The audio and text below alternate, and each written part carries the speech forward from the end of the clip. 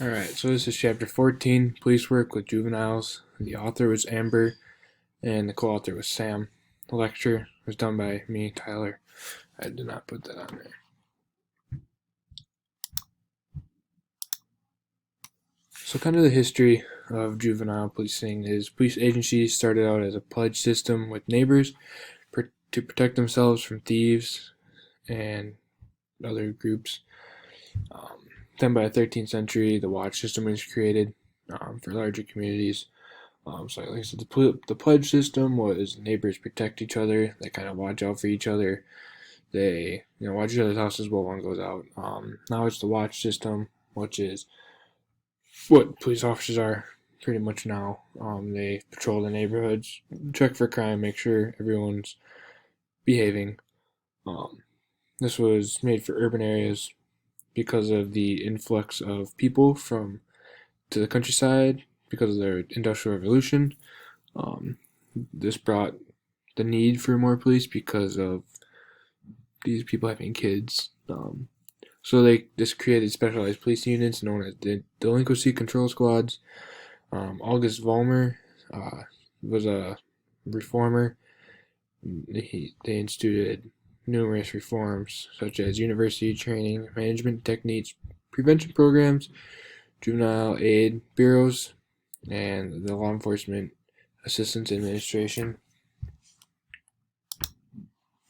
So this video is just a quick one, it's about 4 or 5 minutes, I believe. It explains how it followed the common law in England. Children were held just the same as accountable as adults, and now we have changed that. So if you want to pause this lecture and take a look at that video and return. So hopefully you pause the video, watch that, and got a better idea of it. So now we're moving on to police and the juvenile offenders.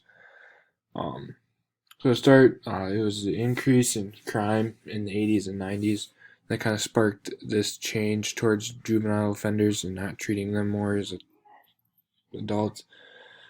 They realized they couldn't neglect the youth and just send them to the same places as the adults. The organization to combat the juveniles depends on the department size, the resources available. So if you have like a police department, like say New York Police Department, they're gonna have more ability to combat them, more resources available versus say like Pittsville Police Department. They're not gonna have the options that the bigger department would. So some of the prevention programs for the juvenile offenders is community relations, the police athletic league, the DARE programs, which is to help drug prevention, becoming officer friendly, juvenile crimes, go to the detective bureau, the juvenile court processing, school liaison, and the gang control unit are kind of some specialized areas to help juveniles.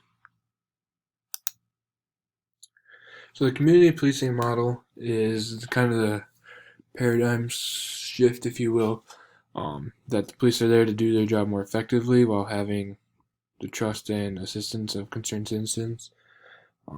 It's to maintain order rather than to punish and fight crime.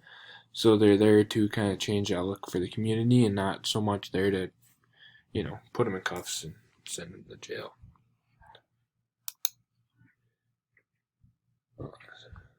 So community policing now is just another task in an officer's day. It can be very useful if it is done correctly, not if the officer just thinks of it as another task in their day. Because most juveniles that have contact with the police in the past have a negative reaction to the police, using community policing allows for a relationship to be built to allow for positive connection. So it's trying to change that negative connection to a positive impact for police officers, so they're not just a negative part of the juvenile's life. So the arrest procedure of a juvenile, pretty much it's the same as an adult when it comes to what standards you need to be met to arrest a juvenile. But the difference between juvenile and the adult is that like the juvenile can be released. Parents usually have to be contacted, and then you have to do a court referral. So the procedure goes is the police must to decide to release the youngster, or make a refer to court. I guess as mentioned before, most states require that the law of the arrest be the same for both adults and juveniles. So for misdemeanor cases, police must personally observe the crime, versus felony cases, they may make an arrest without not actually seeing it, but have reasonable suspicion to believe that the person who's being arrested committed it. So the juvenile offenders, the police have a more leeway in controlling them and their behavior. So search and seizure is the same. Police can stop and search a person without a warrant as long as they have reasonable suspicion. Most of the courts apply to juveniles and adults.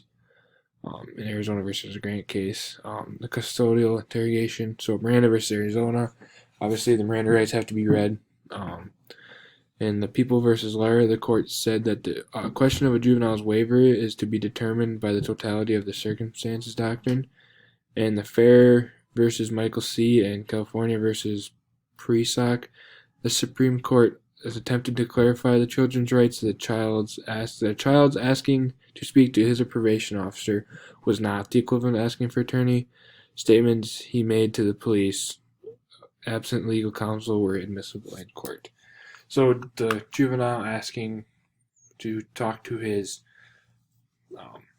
probation officer is not the same as a lawyer. So that's what they stated there. So anything that he did say or will say will be used against him. So discretion, low visibility decision making. Officials in the juvenile justice system make decisions that are often without oversight or review. Problems of discretion in juvenile justice is one of the extremes. Environmental factors that affect the justice system are the norms of the community, perception of the community alternatives, and police policy, justice in policing, police fairness. You have procedural justice, and that's the evaluation of fairness. So it goes along with police fairness there. It's the evaluation of the fairness of the police officer's actions that were taken. And then you have broken windows policies that treat disorderly behaviors to prevent the onset of more crime. So it's to get involved early and quick to prevent more crime from happening. So some situational factors that sometimes have to do with whether the juvenile gets released or not.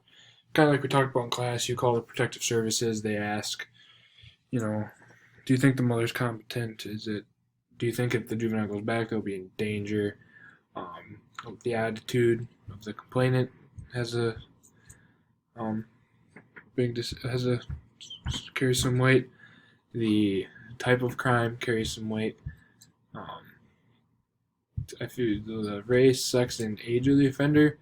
I feel like the age is more of what the race and sex would be, because it shouldn't really matter. You should kind of hold each other's standards the same.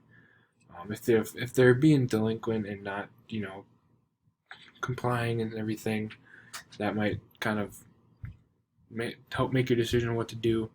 If they've had their history, if they've had contacts before, like I said before, the parents, if they're going to help or if they're just going to be not that good, and the location where the incident occurs. So biases, so racial bias, obviously white, black, Hispanic. If there would be some biases, like if they're going to charge a white person versus a black person or vice versa. Gender biases, are they holding genders accountable the same, or are they giving more leeway to males, less leeway to females? And then organizational biases is like the way the department practices things, or even like the attitude of, like, say, the police chief. That can be, discretionary as well as to what each person does differently. So some of the prevention is aggressive law enforcement. So saturation patrols, put more police officers on the streets. So if there's an area problem, you stick them out there. This has not proven to be effective against gangs. So police in schools, you got community support, so you got programs for the kids with baseball clubs, camping, other things like that. So gang resistance education and training, so against gangs. You got liaison officers, you got school officers in many schools in bigger cities, so those also help. Community-based policing services, they develop delinquency prevention programs, leadership roles, and they work with youth service bureaus, schools, recreational facilities, welfare agencies, and employment programs to get the help that they need. Community service advantages allows young people to avoid the stigma of being processed by police agencies, so they don't have that on their record. They don't have that, their reputation. Improves the community's awareness of the need of young people and make it possible to restrict court referral cases involving serious crimes. Curfew is one. Problem-oriented policing, the SARA model, the scanning, identifying specific crimes, analysis of the crime, response, working with police officers and partners, assessment, see how you can make the problem not a problem anymore. The future of juvenile policing, so the challenges is witness intimidation, racial profiling, poor relationships with the community and police officers, and the roles of spectators and police, interrogation of technologies. So you got soft technologies, which is the analysis of city crime patterns, information technology, IT. Hard technology is non-lethal weapons, taser or stun gun, closed-circuit television. And then lastly here is a video that kind of describes the future of policing. It describes how I think it's in Maine, where they have new facilities there. They're closer to the juveniles' homes.